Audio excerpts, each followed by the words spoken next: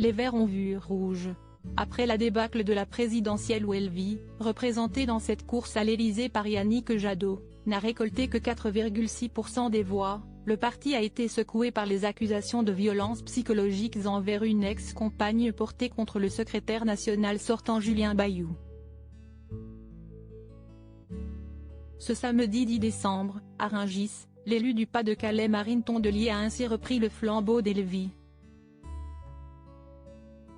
Forte de son expérience, elle ne devrait pas trembler face aux défis qui l'attendent. Je ne serais pas la femme politique que je suis si je n'avais pas enduré les conseils municipaux marathon et les tentatives d'intimidation et d'humiliation. Soit tu craques, soit tu t'endurcis, a-t-elle soufflé aux Parisiens. À 36 ans, Marine Tondelier a fait parler d'elle en affrontant le Rassemblement national à Hénin-Beaumont lors des dernières législatives. Née dans le Pas-de-Calais en 1986, elle est tombée dans la marmite de l'écologie politique en 2009 après un meeting de José Bové. Après des études à Sciences Po Lille, la jeune femme s'est donc rangée du côté d'Elvie et a rapidement gravi les échelons au sein du parti jusqu'à devenir chef d'orchestre des journées d'été d'Europe Écologie Les Verts, directrice de la campagne d'Éric Piolle, à la primaire, porte-parole de Yannick Jadot pendant la présidentielle puis conseillère régionale des Hauts-de-France.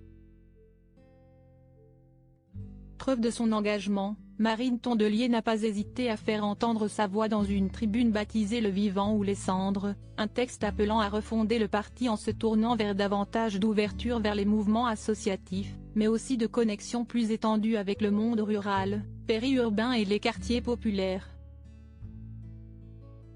Supérieure à ces figures politiques trahies par des membres de leur famille, elle est solide à peine élue. Le poids des responsabilités pèse certainement déjà sur les épaules de Marine Tondelier.